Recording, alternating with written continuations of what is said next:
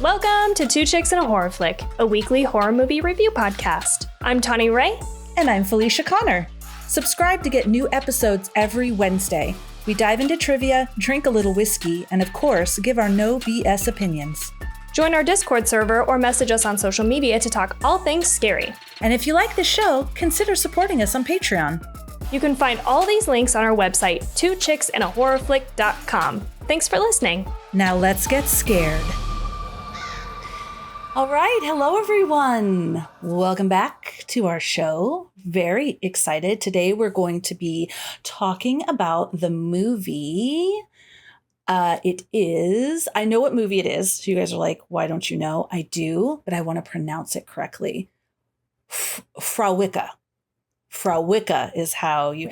So throughout my notes, I had all the Irish or Gaelic words and names, and I have like phonetic spelling phonetically. Yes. Yeah. Okay. Smart. Because I was like, I do not envy you having to like do the research and say all of these names. Yes. So Fréwaka, or probably people know to say it like Fréwaka. That's what we're talking about. But anyways, before we get into that, Tawny, what are you drinking?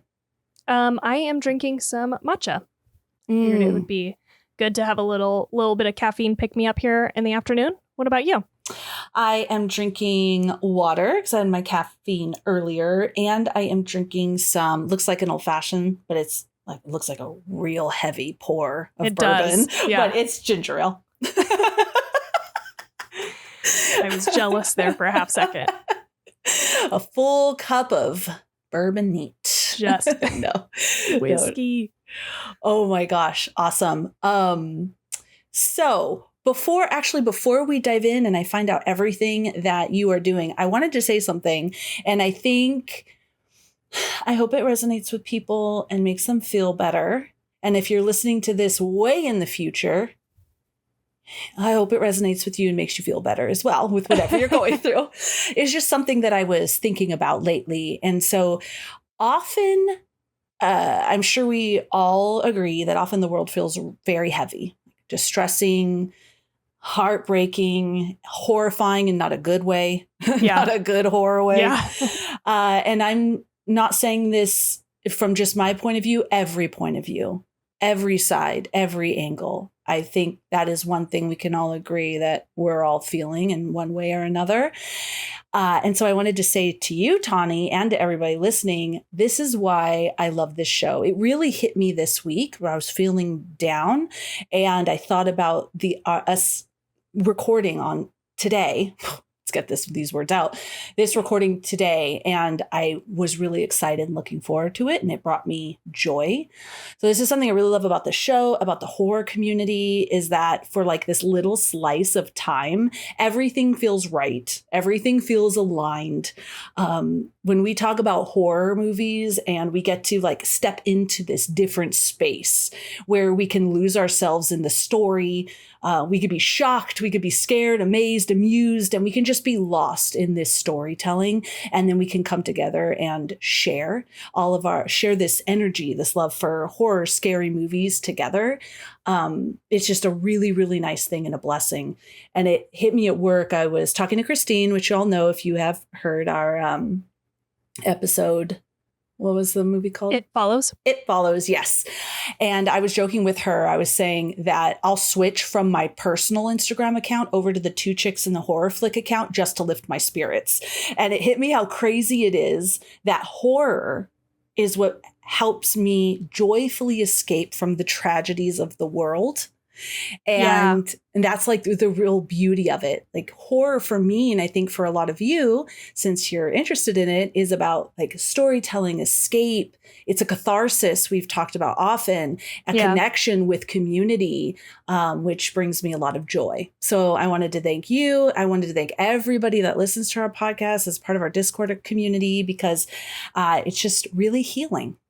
It is. Yeah, I agree. Totally. And I love it does offer a level of escapism, not just watching the movies, but like you said, coming into this space, and talking about it. We're so focused, on this one specific topic that I think you don't really get to do a whole lot in day-to-day life. Like, sure, you might talk to your friends about something for a little while, but it is nice to have the time set aside to just like really focus on one thing and have conversation about it.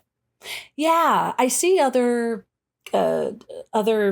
podcasts, or if you're talking about influencers, not that we're influencers, but people who are influencers, for a living.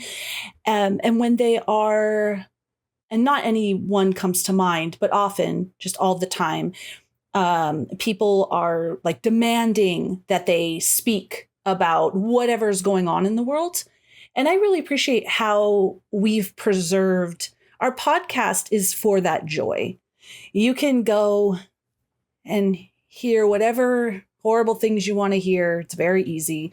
Here, it's like this safe space where we just have joyful, horrific conversations. Yeah, I like the way you said that, like the irony of it being horror movies. So interesting and weird. Something that I'll just, I don't know, tack onto this. I've been doing like a leadership course through work.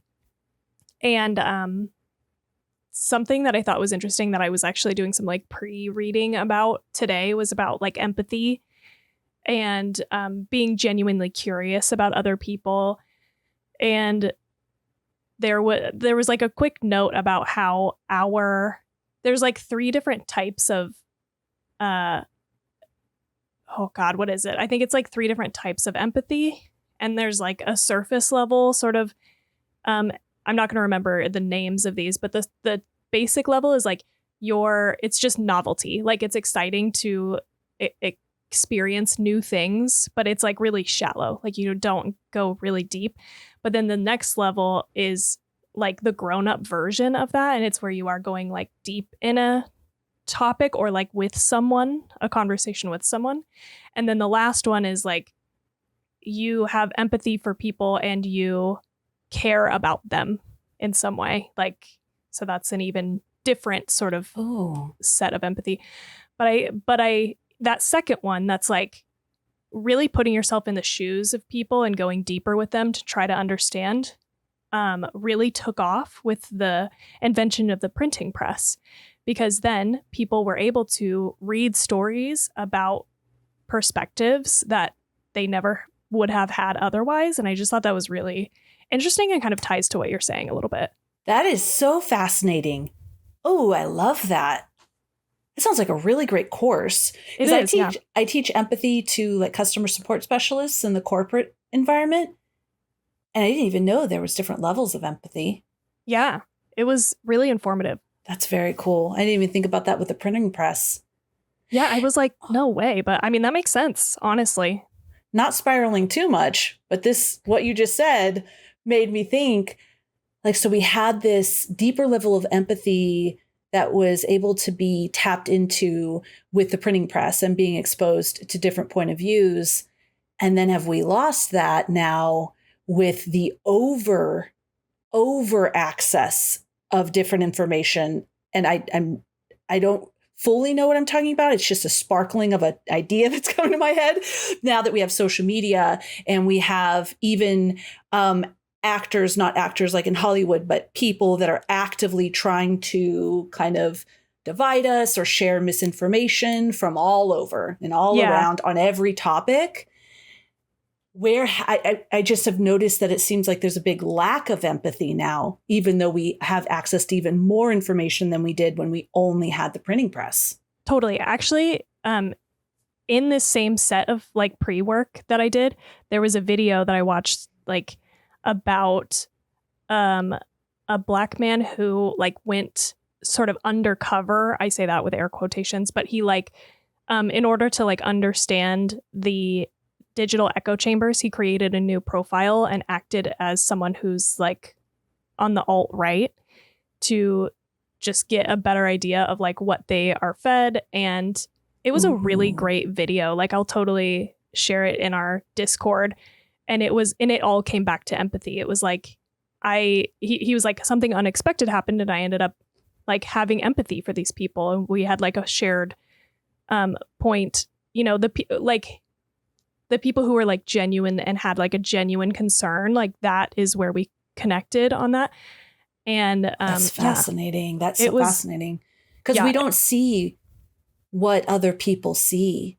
It's, you know? Oh, wow. And he was saying that like the internet, when it came about at first, there was kind of this idea of like, oh, this will bring about utopia, you know, like so much information sharing. And I was thinking about that also in conjunction with this, as you would think that the internet is just a super printing press. You get to experience the lives of other people. And I think it is that to some degree, for sure. You know, you can be scrolling on TikTok and get a glimpse of somebody else's life across the globe. Like you would have never been able to do that otherwise. And it can give you a new perspective. But also it's creating more of a divide because of algorithms and things like that. Yeah. So I think it could be good. It could be used for good, but also can be bad. Yeah. So. Yeah. 100%. Yeah. Wow.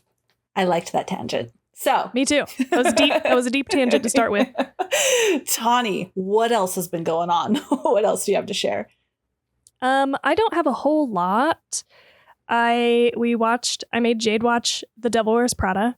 I always say that, like I didn't make him watch anything. I can't do that, but it just was.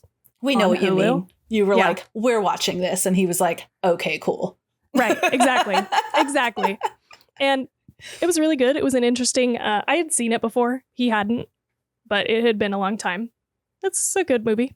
I love that movie. Yeah. I think Steve does too. It's really well done. I feel like the acting is really phenomenal in it. I just didn't like the end. I was like, the ending was very unsatisfying to me. But I can see that. Somebody told me like that they're doing a sequel or something. I didn't look it up. Really? So I have not verified this information, but that would be interesting. Yeah. The only other thing of note for me is that we watched that unknown caller catfish, high school catfish thing. Yay! Right? Yeah. What? That was crazy. When they said who it was, I couldn't let it go. Yeah. I just kept going like, gosh, Steve, I can't stop thinking about that. And he's like, I know, me too. It's crazy. Like the things that were said. Yeah. And then when you find out who it is, you're like, what? Yeah.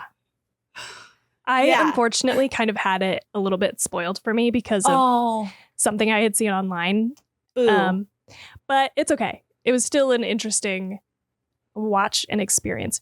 Jade was shocked. Did not see it coming at all. I have this on my list too. So guys, if you haven't been, if it hasn't been ruined for you, or even if it has, but especially if it hasn't, do not look at anything. Go watch the show on Netflix, Unknown Number, The High School Catfish, because they do really good at twisting you all up and then making just like smacking you in the face. I don't know. Yeah. It was great. Yeah. Not that getting smacked in the face is great, but you get me. Yeah. I want to talk more about it, but we can't spoil it. So no, we can't. No spoils. We'll hold that to the end after we stop recording. But crazy. That's it for me. What about you? All right. So I have 3 shows now that I want to tell you really quick. Really fun, building a band. My eldest came down to visit and had me start watching it. And then me and Steve got hooked. It's like, I'm not a reality show person really, but this building a band, they were really talented. And that was super fun to see. Cool. Last night I watched Host with TT. She heard me talking about it and was like, I want to try another horror movie, Mom. And I was like, are you sure? She goes, it's short. You know, I'm not scared of, ghosts. And I'm like, this is scary.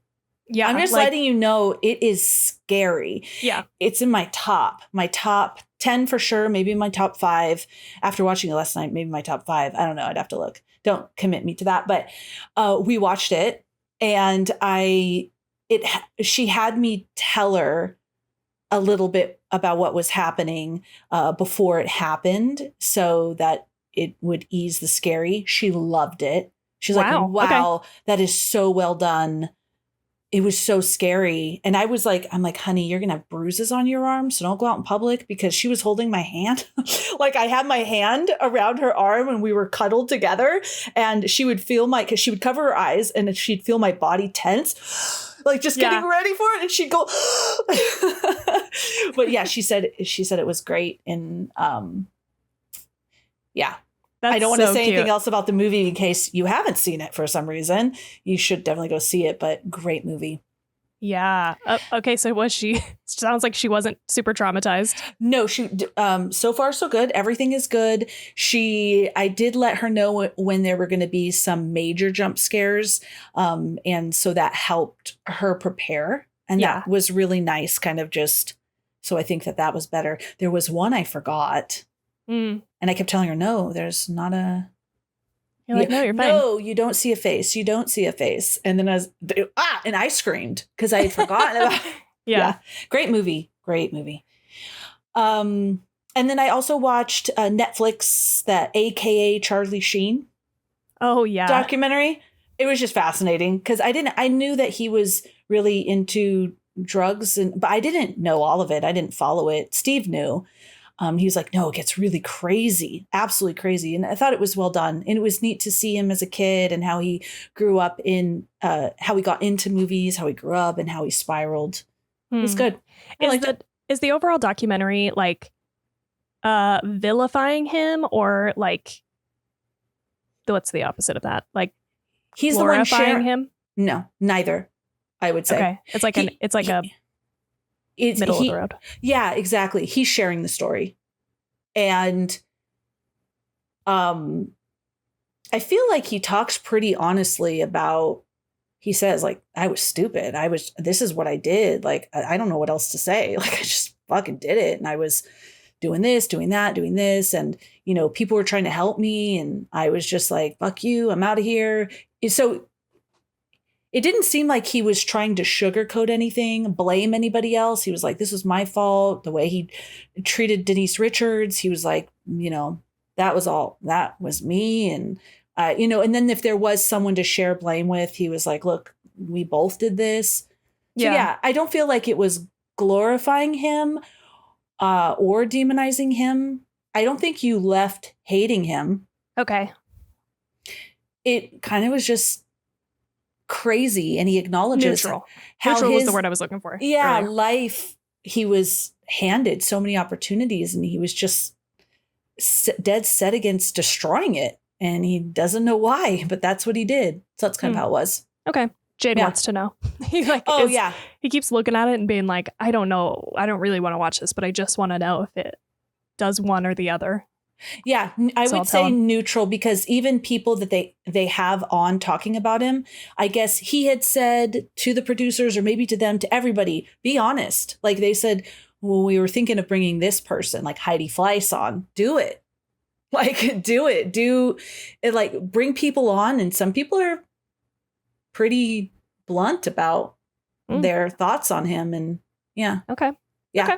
You guys should watch it. Good to know. I finished the book by Lisa Jewell, my favorite. I love you, Lisa, if you ever hear this episode. I actually posted how much I loved it, and she wrote me on Instagram saying, thank you so much for this. Yeah, I was like, I love you. That's awesome. I love her so much. I think I might change this center that's all Stephen King books and make them Lisa Jewell books, and then move Stephen King to the outsigns. Yeah, I love her. I don't know. Does she have that many books? No. There'd be some gaps. Okay. For sure. Slowly but surely. But all the ones I've read, I love. This one is called Don't Let Him In. Absolutely outstanding. Absolutely love it. 5 stars from me. And if you like audiobooks, if you prefer them, any Lisa Jewell book, that she has the most amazing voice talent. And especially in this one, dude, it was fantastic. But yeah. That's awesome. Yeah. Please just go listen or read it. And then my last 2 things, my 2 favorite life updates were TT's in a filmmaking class, and it's virtual. And she had it yesterday. It was her first lesson. And, she was in class. I heard her participating. And then after, she was like, I'm so excited. Her first homework is making a little movie, and they have to have in their movie any storyline they want, but they have to have an apple. Okay. A stolen wallet, and a painter. Ooh, So okay. she immediately sat there and was writing her script and writing this all out. And then she goes, I want to audition people for the roles. These are my roles. And then her older sister was like, I want to be in your movie. And she goes, I want you in my movie. So, these are the roles. Can you audition for each of them? She was like in it. And then she's like, Mom, what role would you have? And I said, I would be the producer. And I explained the producers the money and this and that and explained how it worked. And she's like, okay, yeah, that's your role. And then she made a list of stuff she needs, costumes, props, and stuff for her thing. And she goes, here you go, producer. Handed it to me. So then I had to order them, which they all came. And she's just so excited and was trying to choose who she wants. And she was like, loves all her friends. But she was like, I'm not sure about this particular friend because I don't think they'll take it seriously. Yeah. I think they'll play around and I need someone who's going to take it seriously. I just loved it. It just made me so happy. That's so fun and cute. I love it. So I took pictures. I'm going to take pictures while they're filming. And my older daughter, she is also all about, Mom, we need to like take video of her talking about it because especially coming right off the Charlie Sheen documentary where they have a lot where just like majority of, well, many actors and directors, they're making movies when they're little kids and they have this footage. And I'm like, totally. Just in case she continues with this, let's have this like footage. Yeah. When they make a documentary about you, honey. I'm just thinking ahead. Yeah. I'm just thinking ahead. I'm just prepping. And my last piece of amazing update, which has brought so much joy to my life, is that Tawny asked me to be a bridesmaid in her wedding. Yeah, I did. Yes. So I'm very happy about that and excited. Duh. I was like, did I already ask you? I mean, I just figured it was a given. I don't know. She's like, I already asked you this, right? And I was like, no. And I cried. So I'm very excited about that. But that is everything. Yay. Awesome. All right. Do we want to dive into this movie? Let's do it. Let's do it. Okay, here we go. The title is Fréwaka.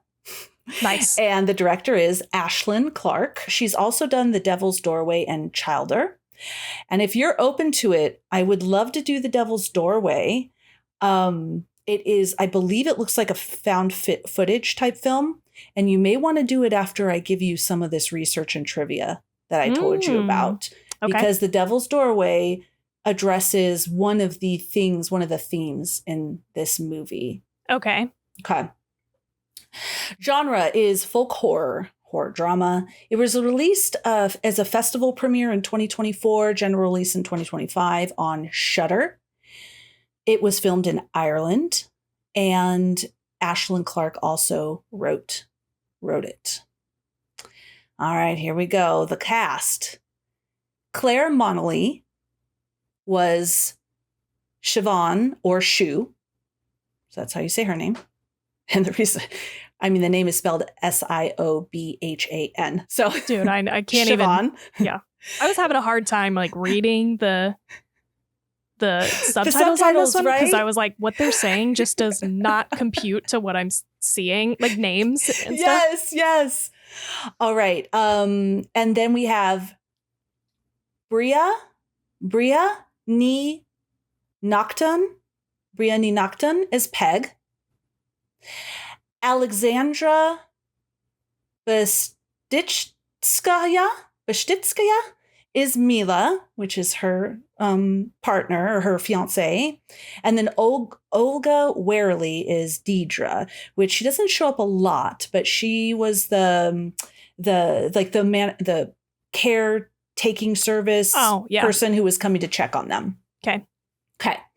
So the budget, I couldn't find a budget, but I did watch an interview with Ashlyn, and she had said that it was a very low independent budget. That's what she said. And so she was talking about how they had to be very conscious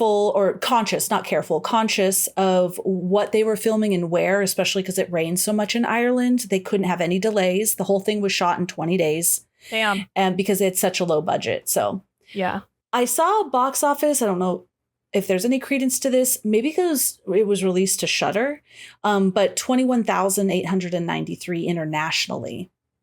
Okay. Rotten Tomatoes gave it a 96, IMDb a 6.1 out of 10, and Letterboxd a 3.3 out of 5.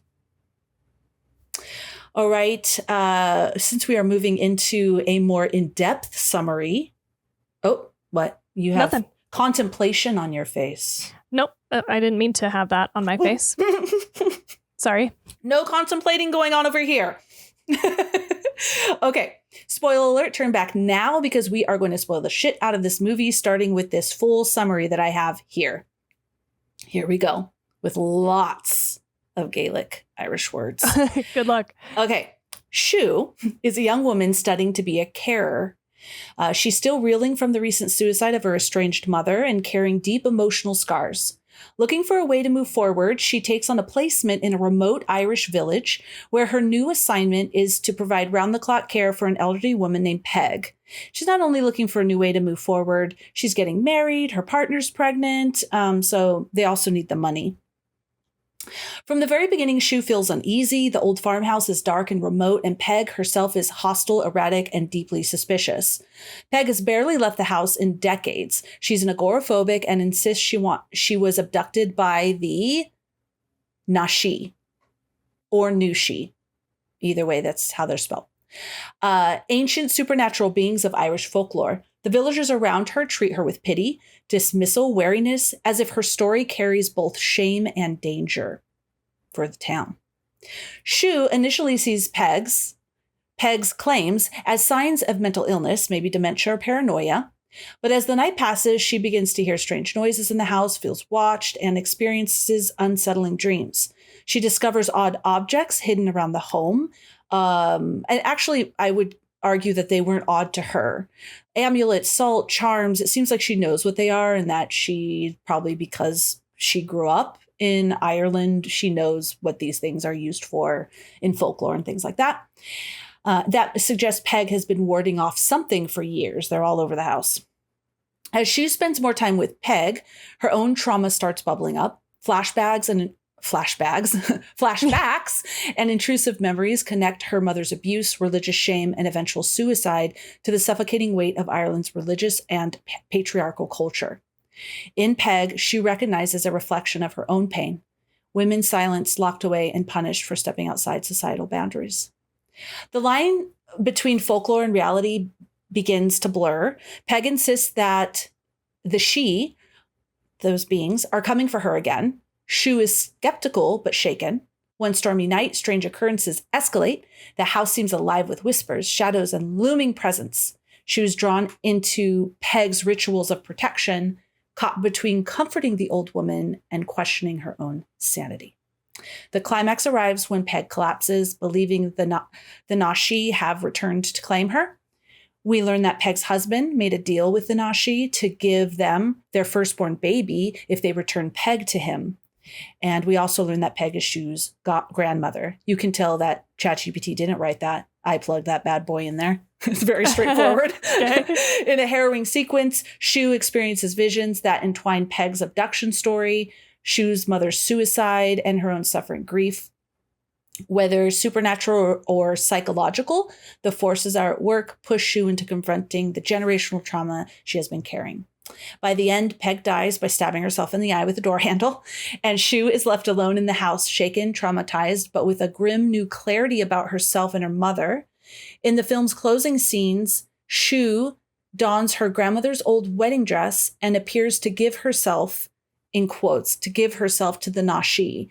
That is, she steps into or accepts some ritual or transformation associated with them. You see her going and walking out into the forest, and they're all around her, or not really a forest, like a field, mountains, grassy mountains, and they're there.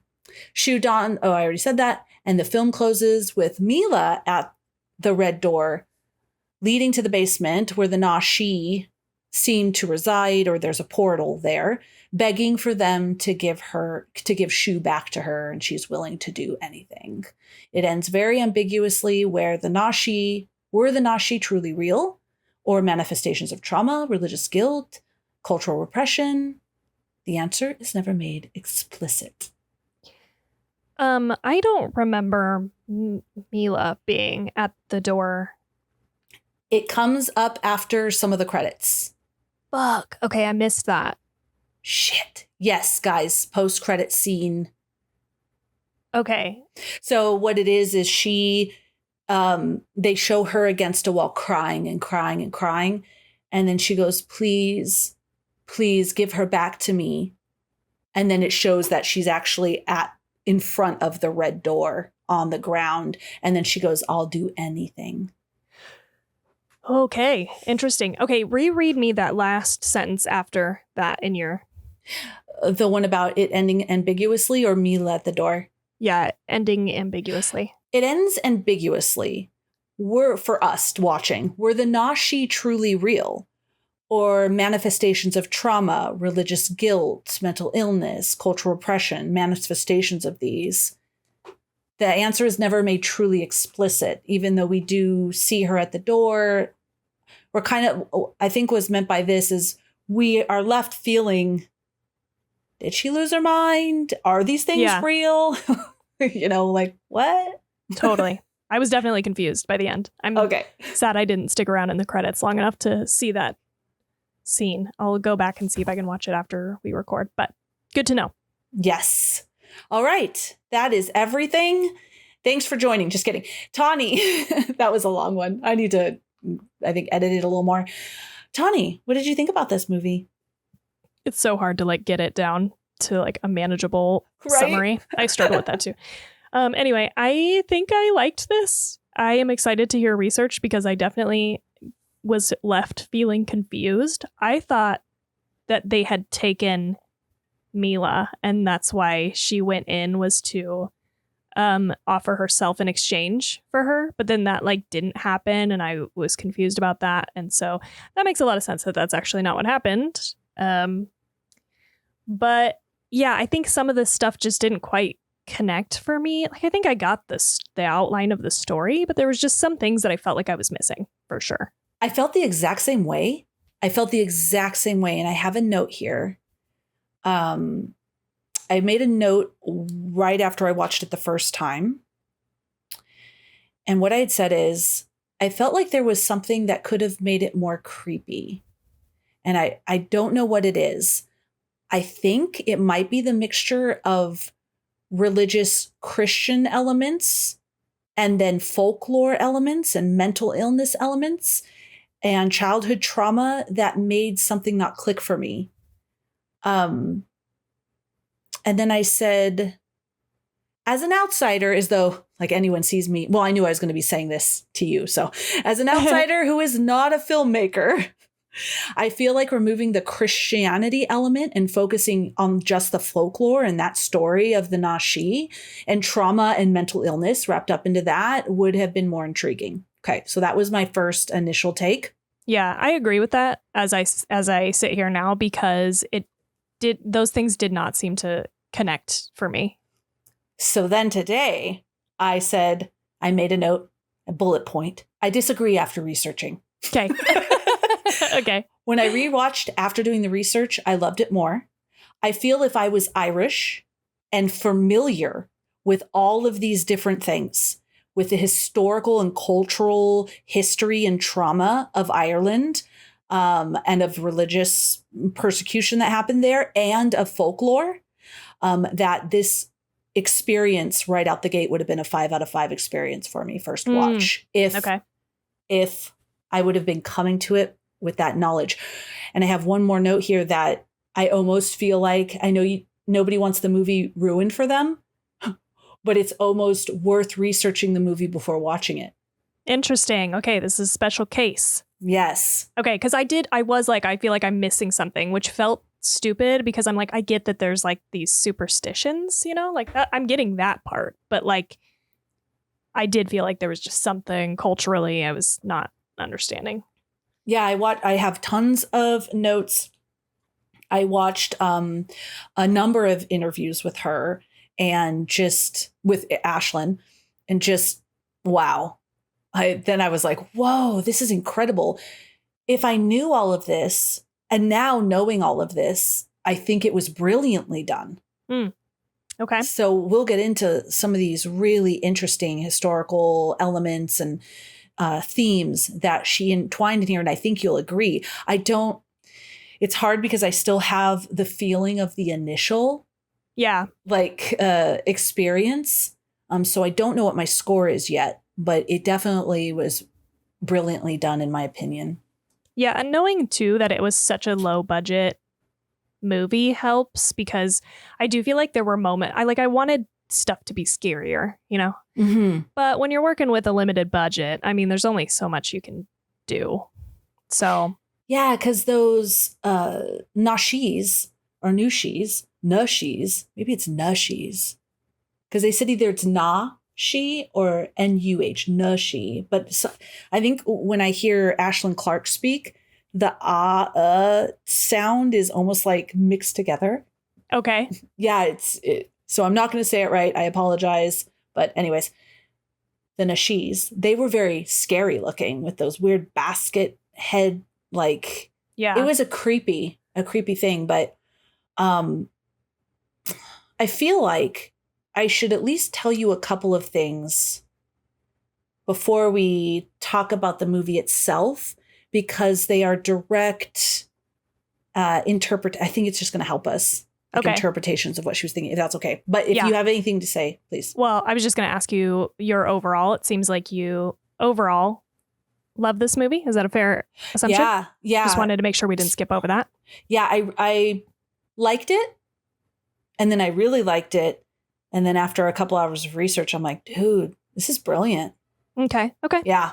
Cool. Yeah. I'm not sure where I land score-wise, though, because of that initial, like, I feel like people in Ireland were probably like, this is the best thing I've ever seen. I don't know. Maybe not. Horror lovers in Ireland, let me know. Because I feel like if you understand what's going on here, you're just like, whoa, that's great. So let's talk about it a little bit. Okay. Okay. So a big thing, and it started to become more clear once I researched this, is generational trauma is huge. So the title, Fréwaka, comes from the Irish word that I didn't transliterate, but it's Fréwaka. Nope, that's wrong. But anyways, it's a long word meaning roots. But how Ashlyn explains it in interviews is, first of all, they named it Fréwaka the way it's spelt. They spelt it phonetically so that people, they said, like, we're trying to be nice. We didn't want people, because how it's spelt, Fréwaka, how it is spelt is Freamhacha.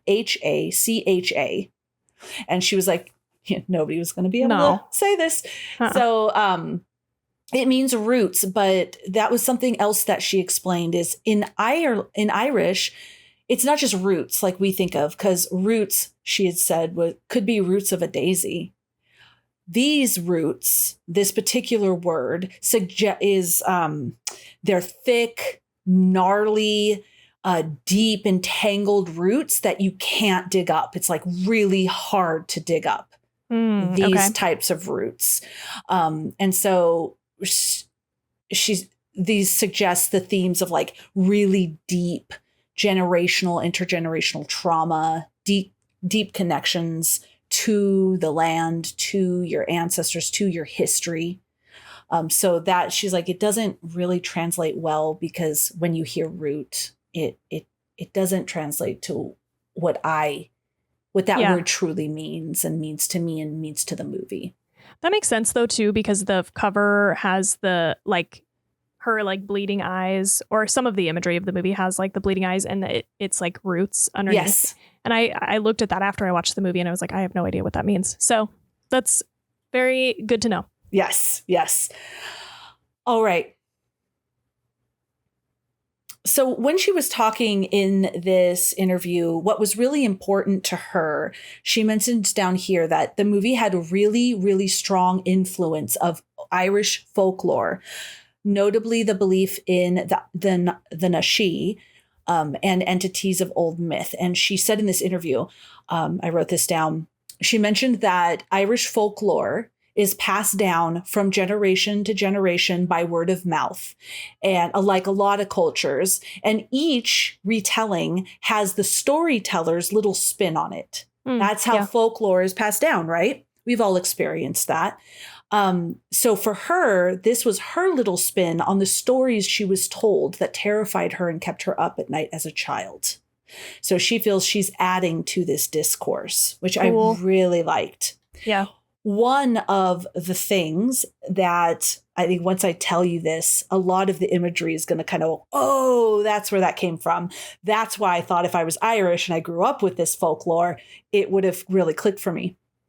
So she wanted to use wild goats because they're so traditionally, the traditional wild Irish goat are so very Irish. That's what she said.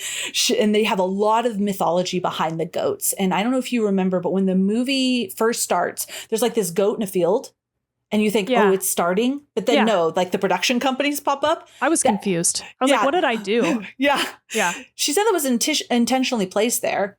That here is like the goat in the Irish countryside. And then at the end, you're brought back to that same place, but everything has completely changed. Oh. Yeah. I thought that was pretty cool.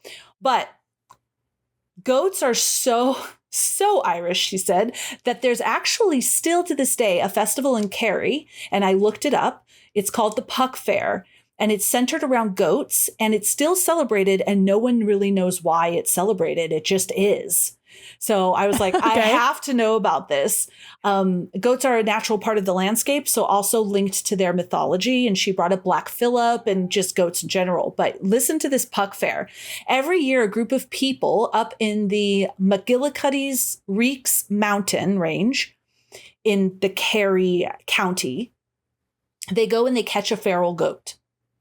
The goat is brought back to the town, and the queen of the puck, traditionally a young 12-year-old schoolgirl from one of the local primary schools, is crowned the queen and is symbolically married to the goat who is King Puck. Okay? This is sounding very familiar. I think it feels like the first thing came to my mind, even though this wasn't a part of it, was that movie we watched. The Wicker Man. The Wicker Man. Yes, yeah, totally. Right? Yes. And no one knows why they still do it, but they do. They still do this. The goat is then put in a small cage on a high stand for 3 days. And on the third day of the fair, he is brought down to be led back to the mountains. In the middle of the town square, he is crowned, which signifies that the festivities may begin and the pubs stay open till 3 a.m., which they're usually open till 2. And then most recently, of course, from animal rights groups, the King Puck now is only displayed on the stand for a couple of hours instead of 3 days. And he's like, oh, but so if you think about it, this particular, when I read this, I was like, I thought of the end when she's crowned and there's the goat guy that's coming out of the hill. Yeah. I thought of like, oh, that's what's going on when they bring the goat in the very beginning and she's in the very beginning. Married. Yeah. There's like this symbolism all throughout. And so that was one piece where I thought, oh, if I knew this, I feel like watching this movie, I would have been excited about that imagery. But for me, since I didn't know what was going on at all. Yeah. Why are they bringing her to the goat? I thought maybe this was like a marriage thing, like back in the day where you would bring a wedding present of a goat. That's what I thought too. Yeah. Yes. Yeah. That's what I was thinking. Or it was just somebody passing through town doing whatever thing they were doing. I don't know. Yes. So that is that piece. What should I tell you next? Let me just tell you about the little Nashies then.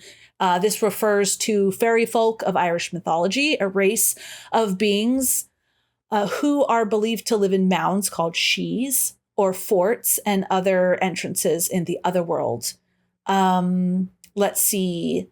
I already told you, supernatural beings that live in fairy mounds. I was definitely thinking fairies the whole time. They never said that word, so I was like, oh, maybe not, but...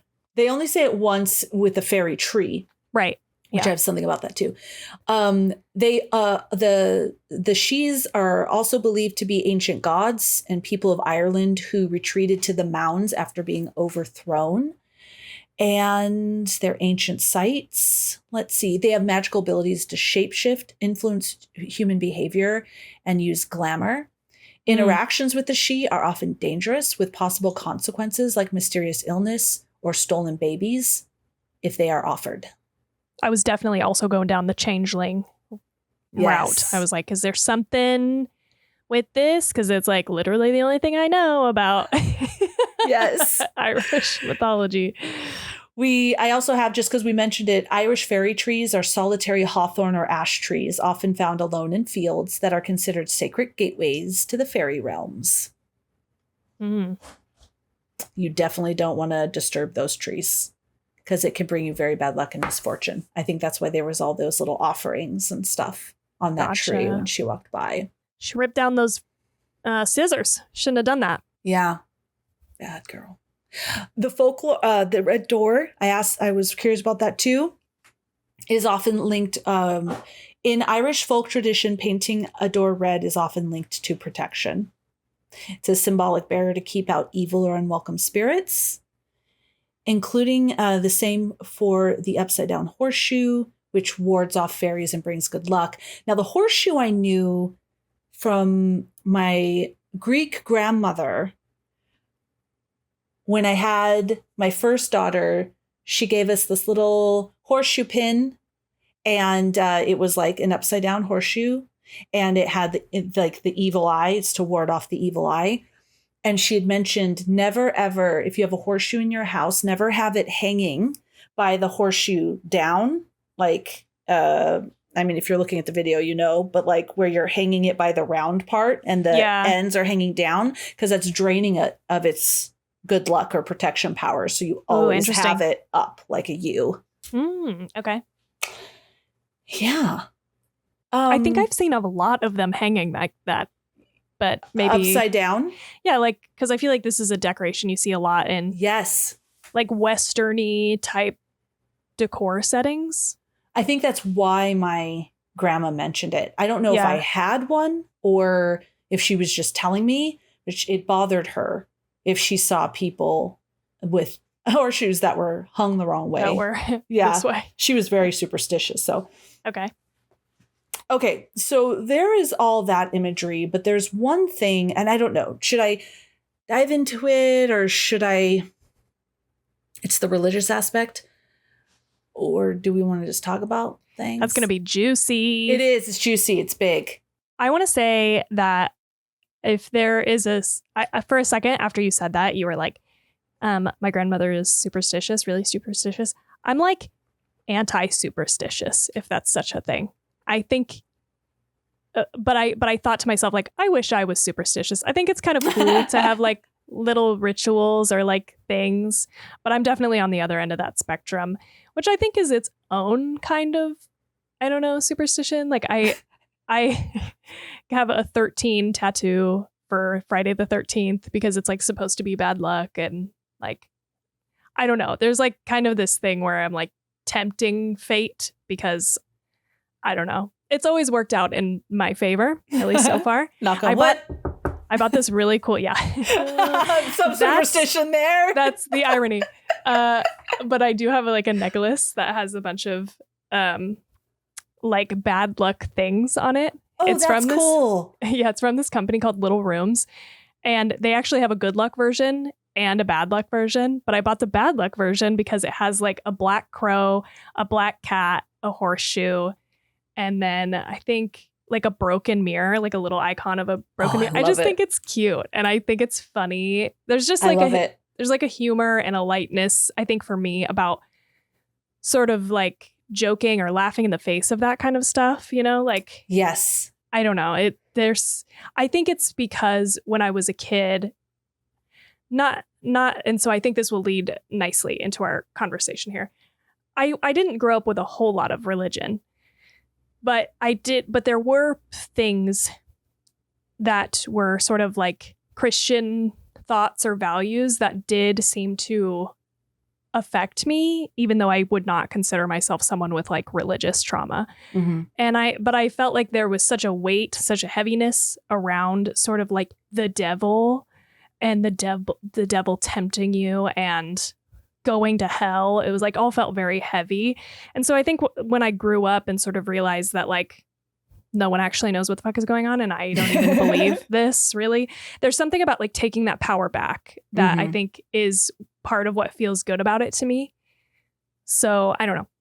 I feel like that was a little anecdote to transition us from like luck symbology, maybe to religious discussion. I love that. Thank you for sharing. I would say I'm right in between you and my grandma.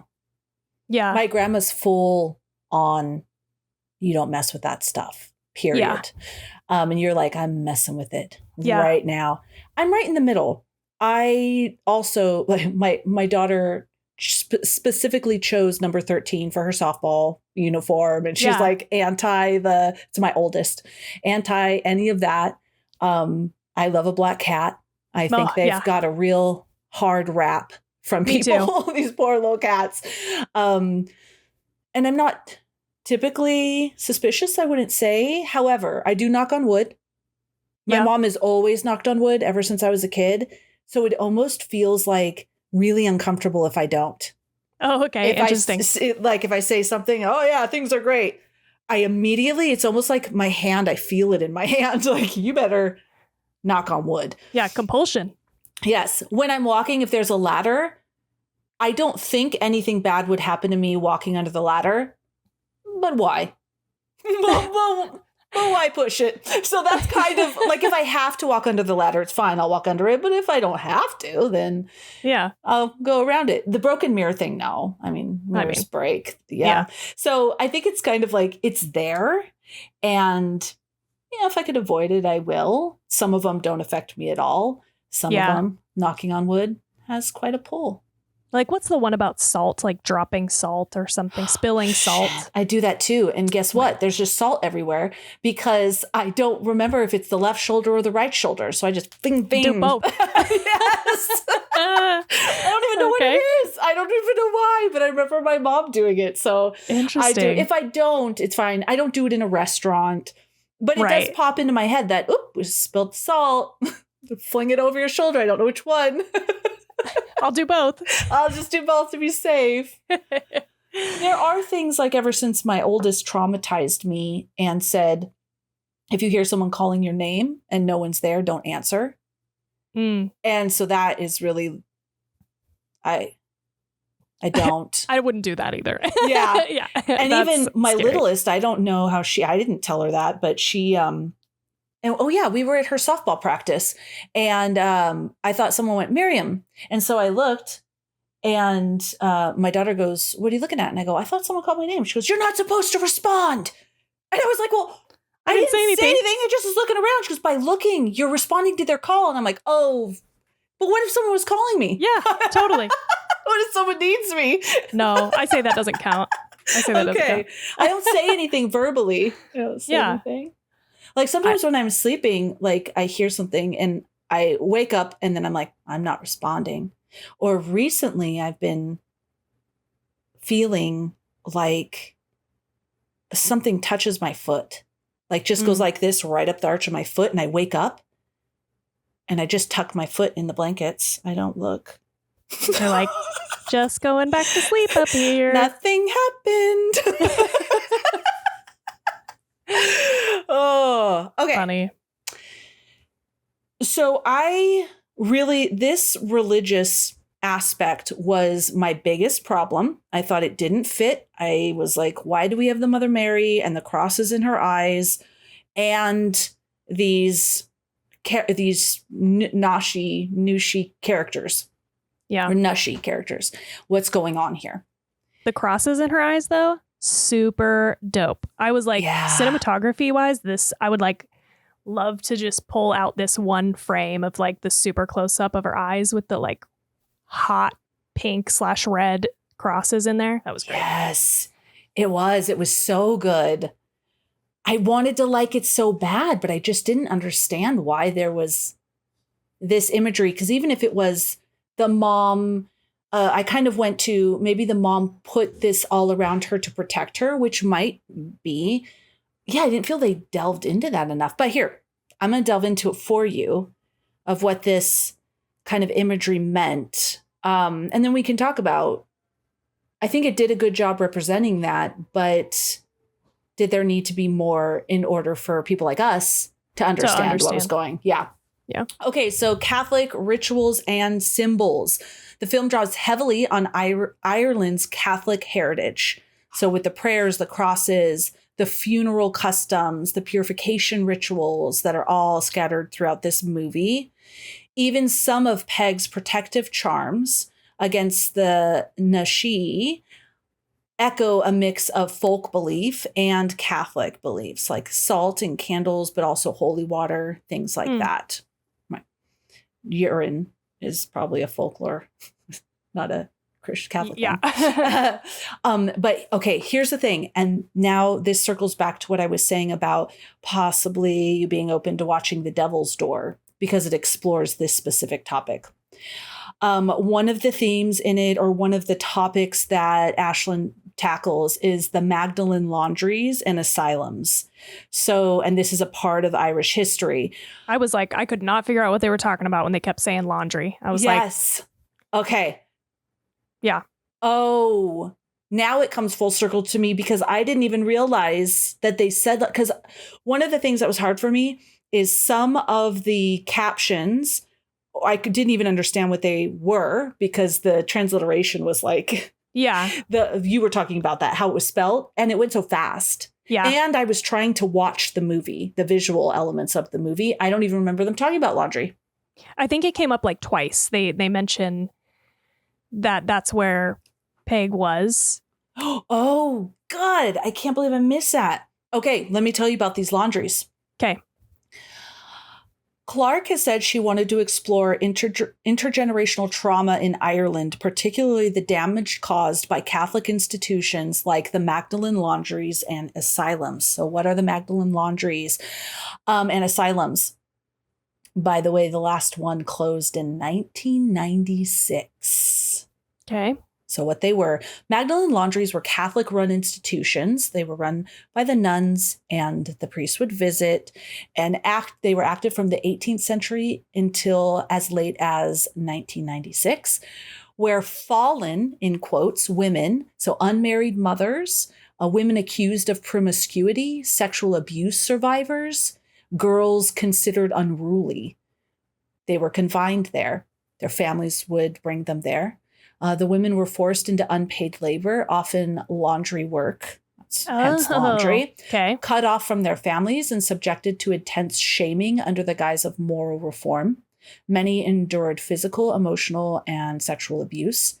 Burials of women and babies in unmarked graves, specifically 155 of them, have since been uncovered. And in the area surrounding those places, cementing the association with this systematic cruelty. And then the asylums were operated in tandem with the church and state, and women and children considered problematic were often institutionalized there. So you would have women that would go to these asylums and have their baby, and then they would be, well, first, before I get into that, and I will share it with in our Discord. When I was researching this, a documentary came up called Sex in a Cold Climate, and you can find it on, it's only an hour long. You could find it on YouTube. I'll share the link, and I watched it, and it was about this specific thing, and it had actual survivors talking about it. And so they would go, like this one woman was very in love with her boyfriend and she got pregnant. She was sent there. She had her baby. They take the baby from her and just send her home after she has it. She's devastated because she wants her baby. Yeah. The guy came to her to visit her, and they wanted to marry, but they wouldn't let them, which seems silly. Yeah, isn't that the whole fucking thing? That's the whole fucking point. But they're like, no, she's here. She's a fallen woman. They were just so wrapped up into this fallen woman thing. So then they sent her home, and her family didn't want her because she was a fallen woman. And so then she's sent to these laundries, and some people spent their whole life there. Wow. This is crazy. So sad. This particular woman I'm talking about ran away, and she was able to escape. She ran away, and she eventually, she's being interviewed, and she has since passed, but she was able to have a family and stuff. And then I think right before her passing, they were able to find her son. this No baby. way. Yeah, she got to meet him. But when you're hearing these women, their voices are shaking and the pain.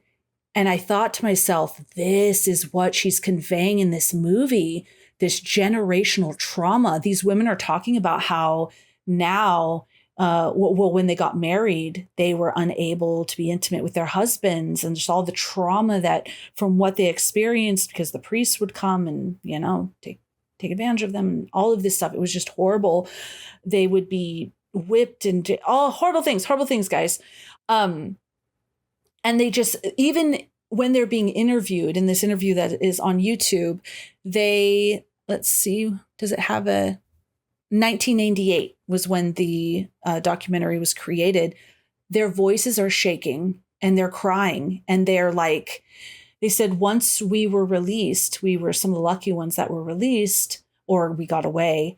When we were in the street, if someone looked at you, you thought, oh, they're looking at me because I'm a horrible person. Like, it's completely like dismantled the there. Yeah. Of Catholic guilt, just the highest level.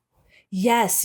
And this, the Devil's Door is like from what it looked like, found footage of two priests that go to visit one of those institutions. Like while it's open or after it closes? No, while it's open. It's not real film. Yeah, it's a movie. Right. And I think there's a demonic element as well in it, and there's a deeper message. But yeah, it looked like it was filmed like found footage of these. I was just priests. Wondering, are they priests? Are they priest ghost hunters? Or are they? I don't know. I think they were priests brought there because some possibly the women, they were saying that they were demonic or they were going there to check the conditions. I'm not sure, because I've been trying to be better about not watching full trailers, because I don't want it to ruin it for me. Gotcha. Okay. Yeah. So if we think about all of that, the trauma that women feel, and like I have here, Shu's mother's suicide and the generational trauma hanging over Shu and Peg echo the legacy of these institutions. Women silenced, hidden away, and treated as burdens or sinners rather than people in pain. And then Peg's isolation in her house, like a private echo of the asylums, locked away, unseen, her voice dismissed as madness. Her story of the Nashi become a metaphor for how survivors of abuse were disbelieved. Catholic guilt and shame saturates the film around motherhood, female autonomy, mental health.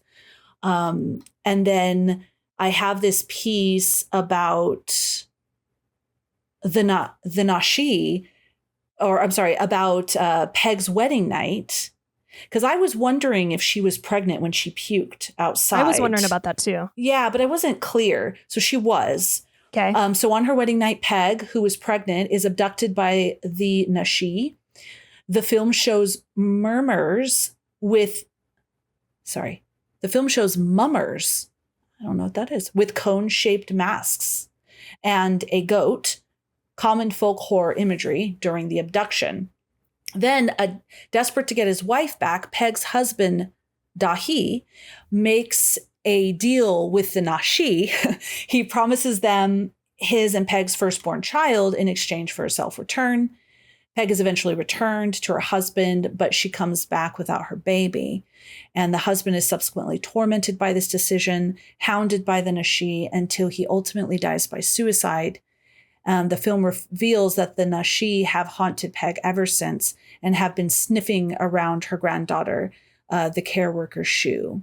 And so the story uses Irish folklore about the Nashi to explore Ireland's history of social and religious trauma, particularly the Magdalene laundries and forced separation of mothers from their babies. Interesting. I didn't get the sense that she came back without her baby, because she makes a comment about how they went and hid their daughter somewhere to keep her away from the Nashi. And so that's how. You're right. So I don't know. That could have been a hallucination, actually, by AI. Oh, that particular piece. Yeah, when exploring Hallucination. this. Sorry, when you said that, you're like, what? Sorry, like maybe it made that piece up. You're right. I just 'cause wanted to, they check. do say that. They do say that. But even going along, thank you for saying that, the generational trauma, Yeah. even though they tried to physically remove her to protect her and help her live a regular life, she doesn't. She's haunted by these things. Totally. And it's still a forced separation between mother and daughter. Yeah. It's like about how abuse and shame, silence, trauma is passed down through families and communities. And so it was making me think of the end differently too. So when at the beginning of this episode, we started with the end and about, is she real? Does she hand herself over to them? Looking at it from a different lens, it could be these tangled roots. She was unable to untangle them. And Mila pounding at the door, and it makes it seem like Shu is crazy, right? It's not the Nashi. It's Mila that's pounding on the door, asking her to come out. And but is this possibly that Mila is reality? Is a new way? Is the path out of not carrying on the generational trauma? But Shu goes right deep into it. She's crowned. What was it? The goat queen. Yeah. And signifying either she was really taken or that she is going to be carrying on this trauma from Peg. It seemed like Peg, when she stabbed herself in the eye, maybe thought that they would be fine with her sacrifice. Yeah. But that's not the case. She wasn't able to break the cord or that passing down that trauma. Yeah. I there's something interesting too about how now Mila is the one who has to bargain for the release of her and might end up bargaining their child, like, or trading their child. Like, again, here we are again. Yes. Yeah, because in the end, for that last post-credit scene, it's not possibly over for Shu, but what now their child will be carrying on this traumatic story. Yeah. Or literally being offered to these spirits. It makes me wonder, like, it makes me feel like these spirits this is like their whole game. This is like the whole thing is to collect children. Yeah, baby stealers. Yeah. There are stories of fairies. Yeah. Stealing babies. The changeling. I was right. Yes. These fairies, stop. Stop. Have your own babies. Stealing babies. Damn. Okay. That makes me, I agree totally. Like, it makes me feel so different about the intertwining of these things. And after reading that, I was like, oh, you shouldn't remove the Christian element. But I wonder if there would be a way to add an element for people who are like us that aren't familiar with this history. She definitely said in her interviews, and I'm not saying do this, Ashlyn, if you ever listen to this episode, she said in many of her interviews, I wanted this to be an Irish movie. Totally. In Ireland, in the Irish language. And yeah, I respect that. I mean, because I suppose if you had to explain things, maybe that wouldn't have worked out either. We know we don't like when people explain too much. Yeah, I do like that it was not handed up to you on a silver platter. Like, she is clearly making this for an Irish audience, not for us plebes over in the United States who know nothing about Ireland culture, which I don't. I'm making fun of myself when I say that. I know nothing about this history. Me too. I mean, I know just what I learned in this research. Yeah. And so, like, I hear what you're saying, but yeah, it does feel like we did the research. Now we know, and we can like understand it more. And I think that's cool too. Yeah, I agree. I wanted to tell you too, the wedding dress I thought was fascinating. So Shu wearing her grandmother's wedding dress is a moment soaked in Catholic ritual and symbolism, and not just Catholic ritual, of course, but weddings in general mark not just, weddings in religion, and this is Catholic tradition, mark not just union, but purity, obedience, and submission historically within Catholic. And I almost didn't share the Catholic part because I feel like this is historically in Christian weddings, and probably not even just Christian weddings, a lot of weddings. But anyway, it represents, that's why it's white, in case you didn't know, purity, obedience, and submission to your husband, all roles imposed on women. However, there was also a joyful aspect of that. Like that was going to be her experience with her partner, Mila. It's not going to be like obedience and submission, right? They loved each other, and this was going to be a joyful time. But Clark twists this image as well. Instead of stepping into marriage, Shu steps into the family's haunting cycle, either literally offering herself to the nashi or symbolically to the trauma. Yeah, interesting. Mm-hmm. Did her mom hang herself in her wedding dress? Yes. Okay. Yeah, because it didn't look like the wedding dress in the beginning was completely different than the one. Sorry. No, go ahead. Keep going. No, go. It didn't look like it was the same, but it looked like it was similar. Like like the little ruffle around the bottom was similar between the dress, her mom's dress. You know what? Now I don't know. And I have so many notes surrounding me. I'm not sure where it is. But I feel like I saw something that said that wedding dress was Peg's wedding dress. Yeah. So I wonder if it was, and it was just altered. That would be very powerful, because that really ingrains this story that's being passed down from woman to woman in this family. Yeah, there just was some interesting imagery there with like when she was dreaming, she was wearing her mom's the dress her mom hung herself in, and it looked, but it's all yellow and old. So I don't know if it's the same dress, but it just seemed like they were maybe both wedding dresses, Well, it would be yellow and old. That's why you get your wedding dress professionally preserved in a box if you want to keep it, because if you just hang it up, it yellows. That's crazy. And disintegrates. Yeah. So there's a whole service that like seals it in a box and preserves it. Interesting. I was just thinking of mine. I don't think I need to.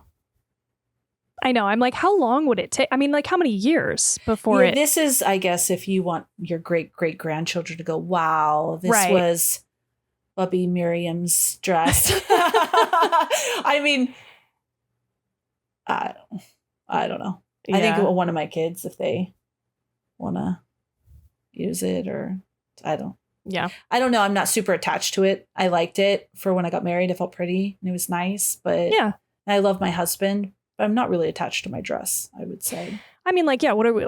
We're trying to preserve this for the next 120 years. Like, actually, I think that I bet you that's where this came up with.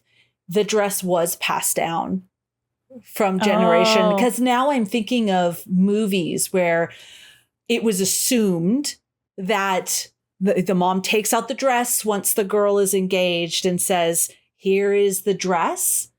But now that we're in modern times, people are like, I'm not going to wear that. Yeah. Nope. I get my own dress. Yeah. But I bet that's what happened. I bet it was passed down. Okay. Yeah. Interesting. Also interesting connection here to cyclical generational trauma. Yes. Having to wear your mother's wedding dress, your mother's wedding dress. Yes. That is traumatic. Yes. Since you were talking about her mother, I do have a note that I absolutely loved the cinematography, the visuals, this scene in the beginning of The Passage of Time from her mom committing suicide, the way the light shifted in the room, then eventually the body fell and you just know, right? It's not like 1 week later or anything like that. You just know it's wearing down on the rope. Then people enter the house, then find the body. And then it's almost like the light shifts and here is Shu and Mila going into the house to empty it out for the landlord. Yeah, I liked this too. This Dude, is a great intro. So great. Yeah. Something that bothered me a little bit was not bothered me like it was bad, but I was feeling angry, is Mila forcing Shu. So I have here, I understand. Yeah. I understand what she was thinking, but she was completely forcing how she sees the world through her lens on Shu. Like, you should be looking at these pictures. You should care that your mother died.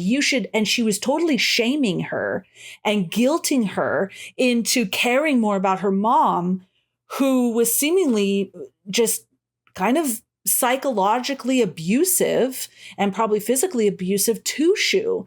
She doesn't want to have anything to do with it. She doesn't want, and I think people be like, no, you have to come to terms with this. This is your mother. This is your mother, right?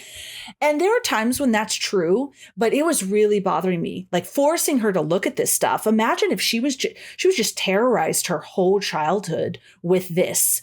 And now you have your partner who's pushing this on you and then shaming you for not responding in the way that they feel that you should respond, because that's how they would respond if their mother died. So they don't truly understand.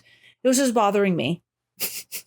Yeah, it was like I think the last straw is her sending that dress to her. And I'm almost like not convinced that Mila, like, I feel like that got in there by supernatural means or something. Cause I'm like, how could you be so callous and unthoughtful? And like, that's crazy. Cause that is the dress that she died in. Like, no, I don't want you to send that to me when I've already expressed that I like don't have great feelings about going through this stuff. Like, I don't know. I was like, there's no way.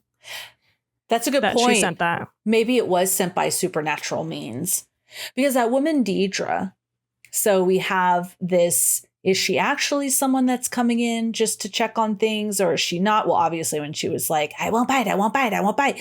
You know, and it was creepy that she's kind of the channel or the conduit for the Nashi to Shu. And I mean, they can just come, but she's the one that, you're not going to let those people with those masks on their heads come into your house. But this woman who is supposedly like checking in on them, she lets her right in. That was crazy, because at the end when they're knocking and she's like, hey, we just want to make sure everything is okay. And we have a doctor. And she's like, don't answer the door. And you're like, should she answer the door? Should she not answer the door? Don't answer the door. Yeah. You really feel like she's going crazy. I was definitely in the first interaction with this person. I was really on the fence. I kept waffling between like, oh, she's a regular person. They need to do the site visit. What a brilliant setup, by the way, of like, you know that she has to let her in because this is her job. Yeah. If she refuses them to come in, they're going to like take her off the job or fire her. And then you've got Peg like begging her not to let this person in. And I was really on the fence until she like turned around with that salt and that person was totally gone. At that point, I was like, oh, this is what is Nashi? Yeah. This is not a real person. This is one of these spirits or whatever. It was so good. I love that. She's creepy. She only has a couple scenes, but yeah, she did a good job.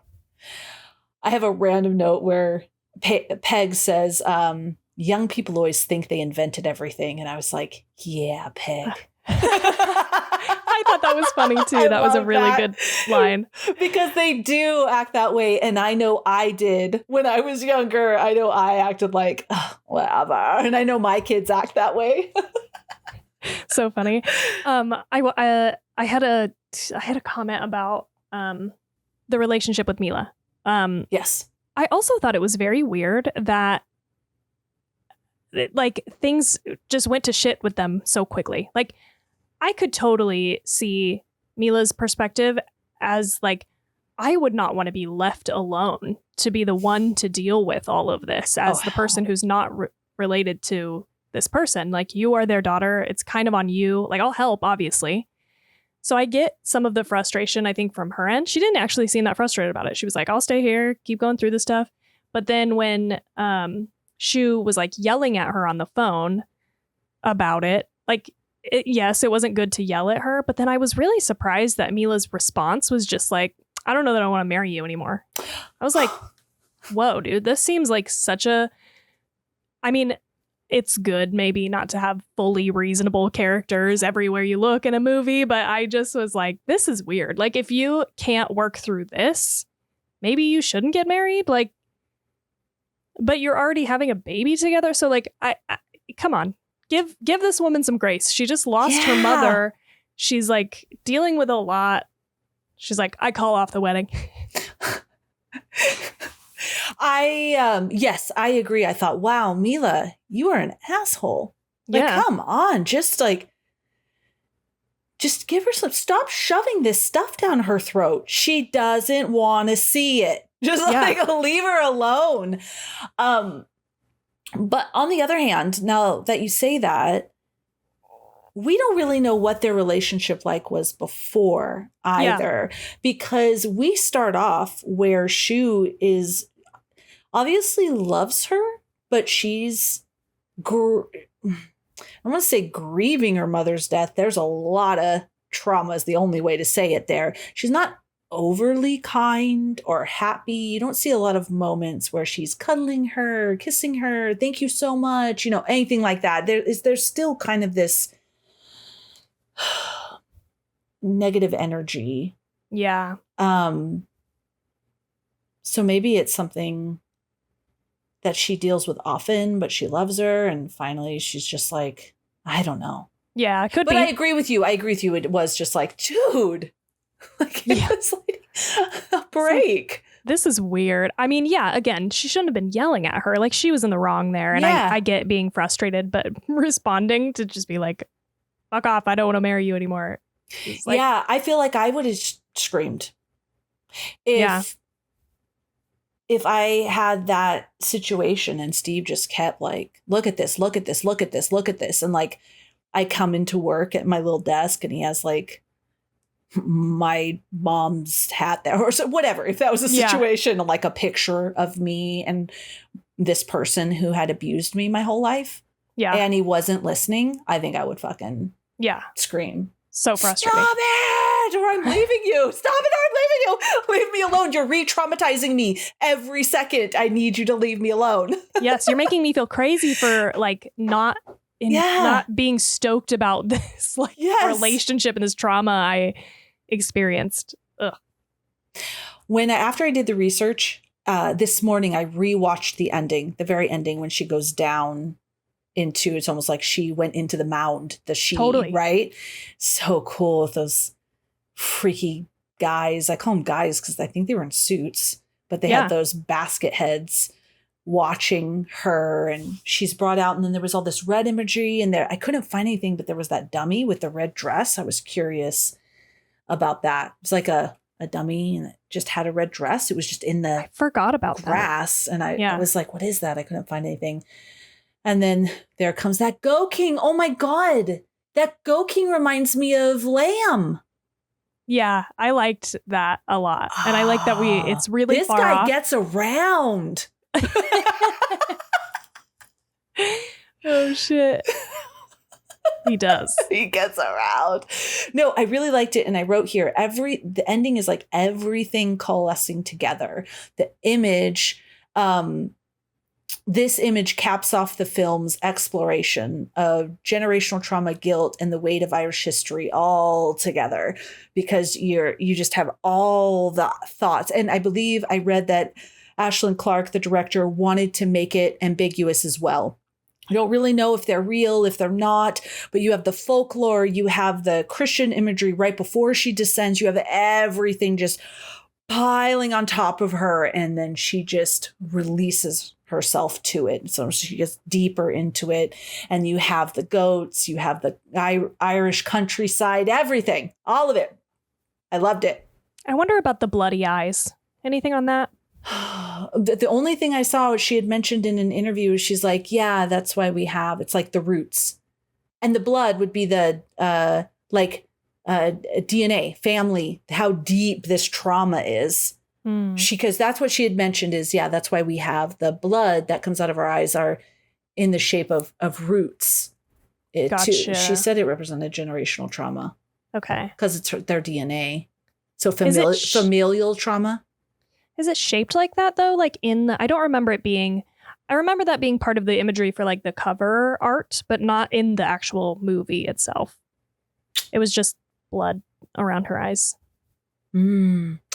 Shoot. I'd have to go back and look because now I don't know if I'm just transposing what I saw in the movie poster, because she was talking about the different movie posters.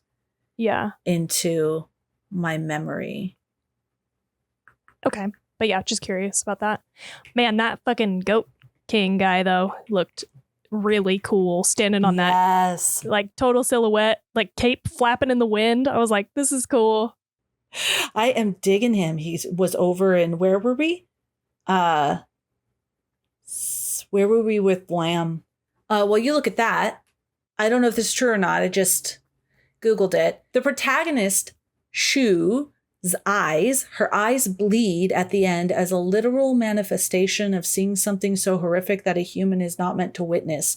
It is a symbolic consequence of entering the other world or the realm of the mythical fairy entities known as the She. Okay, got it.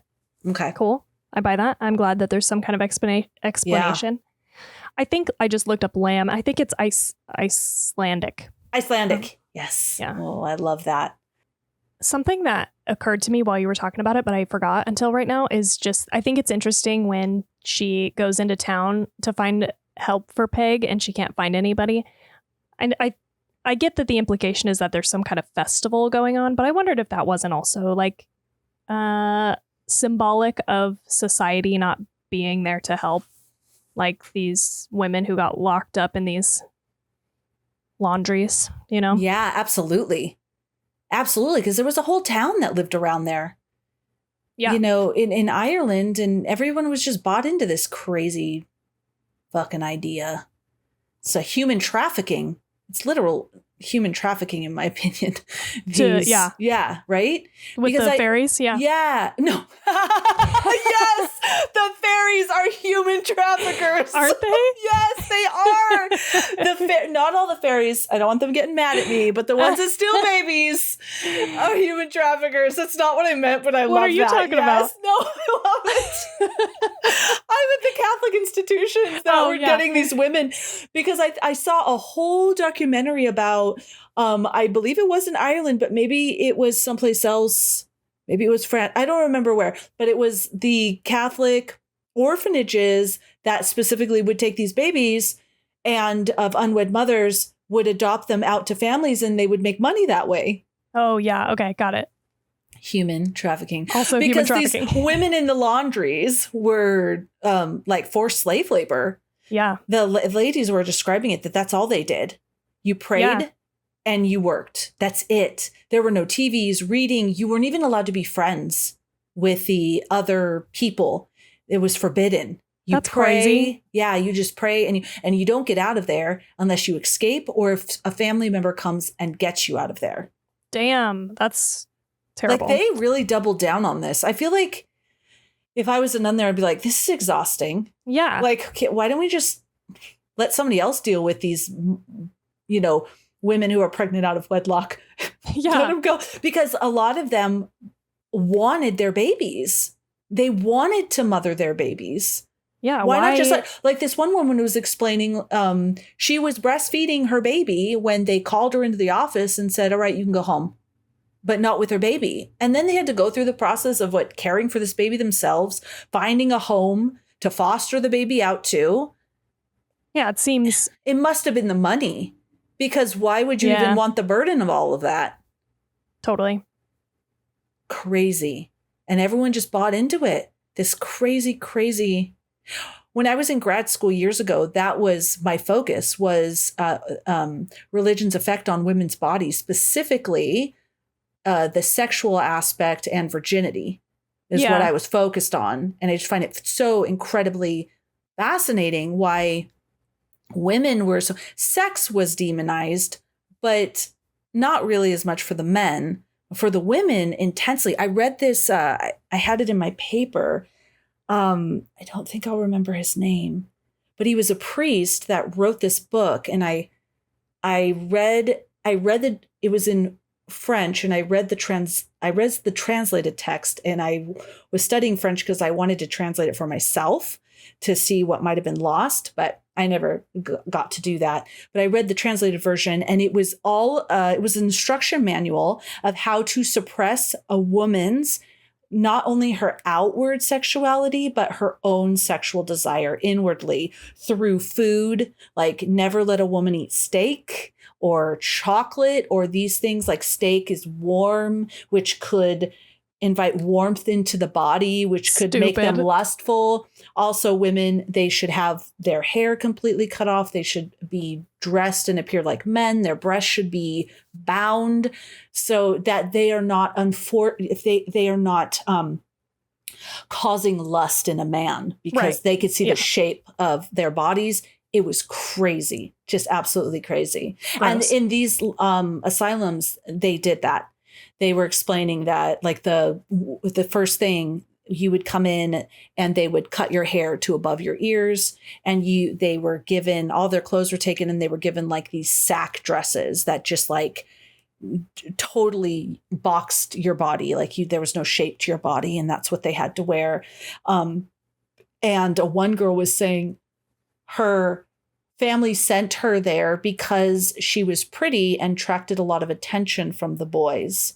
So this definitely would lead her astray.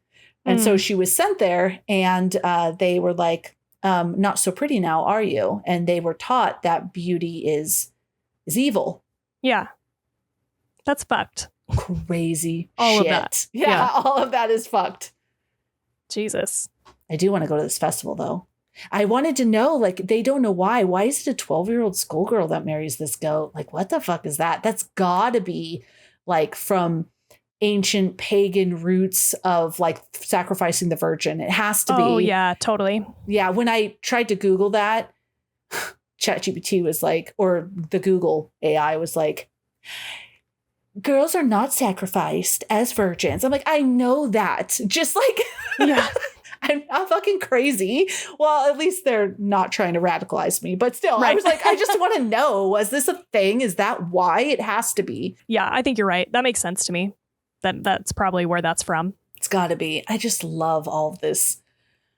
This was such a good movie for you to research. I'm so glad. Yeah, me too. I did it just because I feel like you know so much more and you're better at, looking up that type of information, like religious sort of related information. So amazing. I definitely enjoy it a lot. Yeah. This was so much fun. I want to keep going. I want to learn more. I think there's lots of cool stories and twists and turns. But am I right about, now that you know all of that, how much richer it made the movie? Yeah, definitely. Yeah. With that understanding, everything does connect and make sense. And like, I felt like there were holes in it, but now I feel like it's really purposefully done. I'd like to rewatch it through that lens. Yeah. Yeah. And mental illness, I know I didn't talk about a lot, but it was definitely a part of this. And some of even in those asylums and laundries, fallen women, maybe it had just said unruly. Right. Like, it could have encompassed anything. My gosh, I would definitely be in there. But like, so, yeah. And just the forgotten people who are suffering from mental illness and are dismissed, Yeah. Anybody who wants to be rid of a woman, like, or a child in their life, like that girl who was too pretty. Like, it's scary. It's wild. back then, I mean, we think nowadays is scary, and it is, but back then, holy moly. Yeah, at least we don't have to worry about getting locked up Wow. in laundries. I mean, I honestly, there's probably still some of that, right? Like women being sent to asylums. But I mean, I'm sure it's less frequent. Yeah, well, I mean, in other countries, like people are still sold into slavery and stuff. And less prevalent, I suppose, in the United States. Right. It's not as easy to put someone in an insane asylum now, I don't think. Yeah, like against their will. Yeah. Yeah. Yeah. It seemed very easy, like back then. Yeah. It seemed like you could just have, you know, a little PMS and then you're there. Done. Boom. Boom. Gone. And you're there. You got your hair cut short and you're wearing a bag. Yeah. That's fucked. I think that's a perfect ending. That was perfect. Oh my gosh. Are you ready to rate this movie? Oh, I don't like going first. I can go first if you want. You go first. Okay, I'm going to go first. It's the first time ever in Two Chicks in a Horror Flick history. The host goes first. I am going to give this movie a 4.5.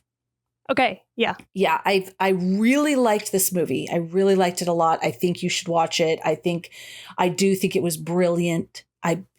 Just beautiful, absolutely beautiful. I want to see more of Ashlyn Clark's work. I think it's just that initial experience I had. I liked it visually, and I just kept feeling like, oh, this has been done, or maybe I wasn't giving it a chance. There was just this feeling that I explained earlier that just wasn't clicking for me. But then I've watched it 3 times now, and after doing research, and it's just so beautiful. So I think that lands me at a 4.5. And I was looking at other movies, and one of them that I gave a 4.5 that I felt the same way was Piggy. You know, I loved that movie. Yeah. And so I feel like this is a really good spot for me, especially with how I rate other movies. So 4.5. Okay, I think I'm going to give this a 3.75. Nice. Oh, now you're making me rethink it. Okay. What? Go ahead. I just, I'm closer to my first watch, you know, so I think I'm like still feeling the like, you know, didn't quite get it or click with me. All of your research and stuff though helped me and made me like it a lot more. So I was thinking originally that I do like a 3.5, but I don't think that's fair. I think I can give it a little higher. I gave like The Devil's Bath a 3.75. And when you said Piggy, I looked at that score. I gave that a 4. And I think that makes sense because I really liked Piggy a lot. And I liked it maybe slightly better than this. But overall, this is a really good movie. Wait, you're giving this a 4.75? No, sorry, 3.75. Oh, I thought you said 4.75. That hence my reaction. That's why I said, oh, I'm rethinking it. Oh, okay. Yeah, because I thought, wow, oh, shoot. If Tawny liked this at a 4.75 level, I have to have liked it more than... No, I was like, I don't want to talk you down. No. Okay, yeah. 3.75. I misheard. Okay. All right. That's awesome. Really great movie. You guys should go see it. And honestly, like I said, I think this is a movie that you could do the research first and it would enrich it. Unless you are from Ireland and you know all this stuff, then you're good to go. Yeah, you are up for a wonderful experience. I feel like this will be in my top 10 for the year, though, so far. For the year. Yeah. I thought I had some kind of comment about weddings just because we're like doing wedding planning right now. But I feel like that's like weirdly appropriate for this. It totally is. Episode. And so I felt like I had a comment there, but I don't know. I forgot it. Are you going to pass your wedding dress down? Or probably not. We won't bring any goats. Are you going to have goats? What's your theme? Yeah. Are you going to have a folklore themed wedding? Oh, actually it is on 6/6/26. Yeah. I think that's what I was going to say is that's the date and we did not do that on purpose. But again, I think it's like kind of funny. It's a little cheeky. Good thing you have that 2 in there. This is ultimately you're coming full circle because in the beginning you were like, I like to tempt these superstitions, or not tempt. You're just like, I like to say no, put a kibosh to all of that. You know, right. So I'm going to get married on 6/6/26. 26. I love it. That's a great date. The marriage of the beast. No, but I mean, I still won't do a Ouija board. Okay. That's one that I won't tempt fate on, but yeah, that's what it was. That was my comment. Is I was just going to mention that because I think it's funny. I love it. I love it. All right, everybody. If you have seen... Oh my gosh. Oh, Fréwaka. Sorry. Hold on. Let me start. I have too many words in my head. Fréwaka. Okay, everybody. If you have seen Fréwaka, sorry. If you have seen Fréwaka, share your favorite scenes, quotes, or theories, or anything else on social media. Use the hashtag 2ChicksInAHorrorFlick so we can find you and see you and respond. And while you're there, if you like us, please do give us a follow. And what else, Tawny? If you want to support the show, you can give us a like, review, and subscribe on whatever podcatcher you're listening to us on. We'll see you next time, and we hope you have such a good night. No nightmares.